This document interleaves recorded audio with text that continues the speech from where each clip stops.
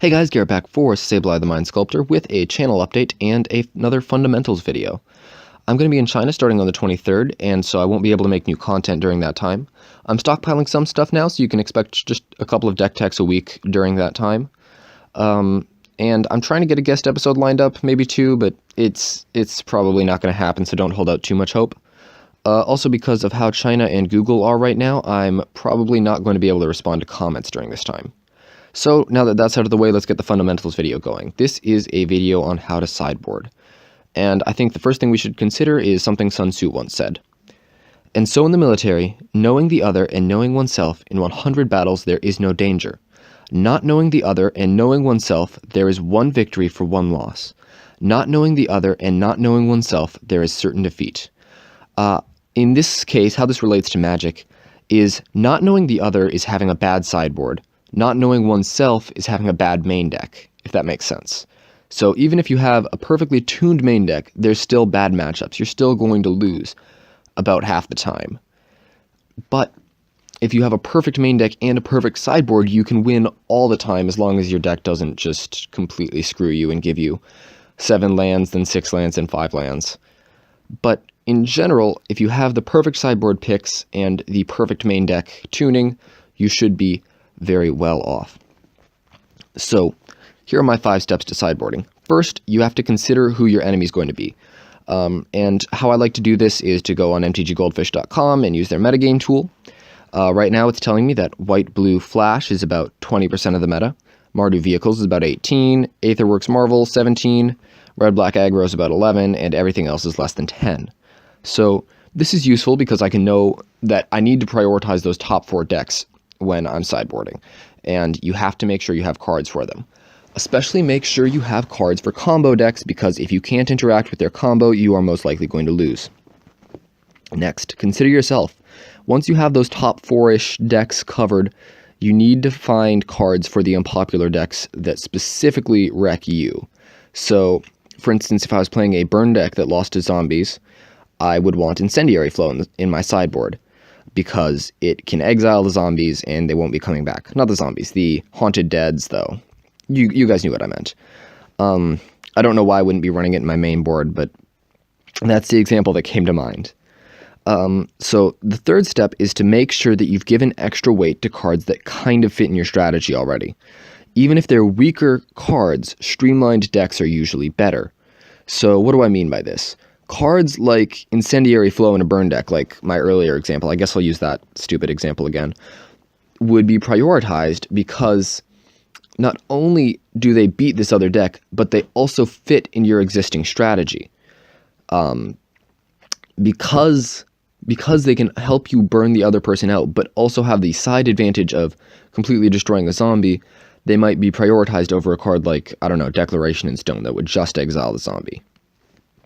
Even though Declaration in Stone is a much stronger removal spell.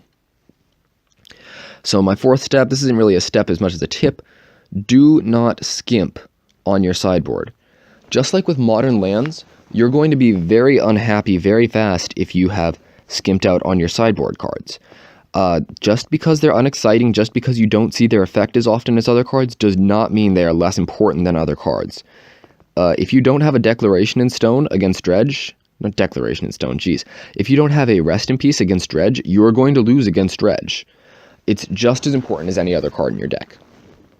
And 5, make sure that you have cards that you can take out. If you have a perfect sideboard and 60 cards that cannot move out of your main deck, your sideboard isn't helping. You need to make sure that your sideboard cards are at least streamlined enough to get in those slots in your deck. So, let's look at a top-tier deck and just see how it's utilizing its sideboard. So this is a Aetherworks Marvel list that was piloted to a 5-0 finish in a competitive standard league by Magic Online user Ott Clover. So let's look at Ott Clover's sideboard. First, they've put a single Ceremonious Rejection. So this is kind of a know your enemy thing. It works very well against opposing Aetherworks Marvel decks, opposing Looter Scooters, just vehicles, Aetherworks Marvel, even some Eldrazi decks. Second, they had 2 Dispel. This is a know yourself thing. Even though counterspells aren't great in this meta, You need this Dispel because if your spell does get countered, in the rare situation that your spell does get countered, then you're going to lose the game because you can't combo off. So it's very important for Aetherworks Marvel to have the access to counter spells to protect their own spells from being countered. Next is 2 Galvanic Bombardment. This is a Know Your Enemy pick because it's mostly to pick off small creatures out of vehicles. Its instant speed really helps against that deck as well. Next are 2 Natural State. Another Know Your Enemy thing, also good against vehicles. Kill Smuggler's Copter for 1 mana, and, given the number of Smuggler's Copter decks that exist, it's a pretty safe job.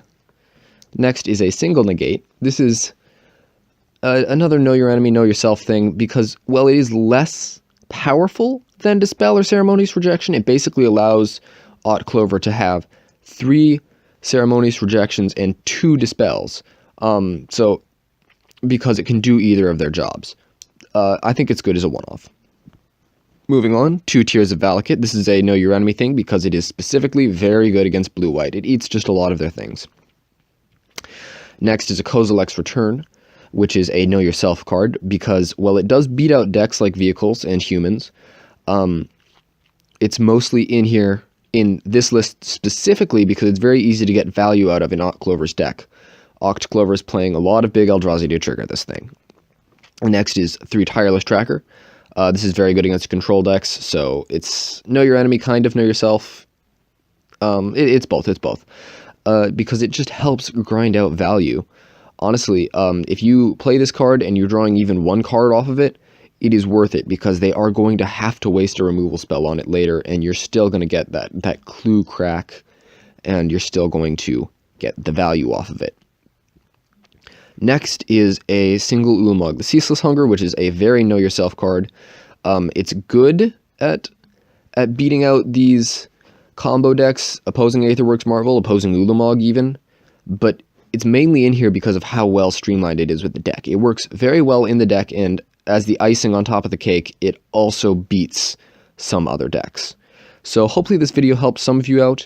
If I forgot anything, please be sure to tell me in the comments. Sorry I'm going to be gone for 3 weeks. Other than that, peace out.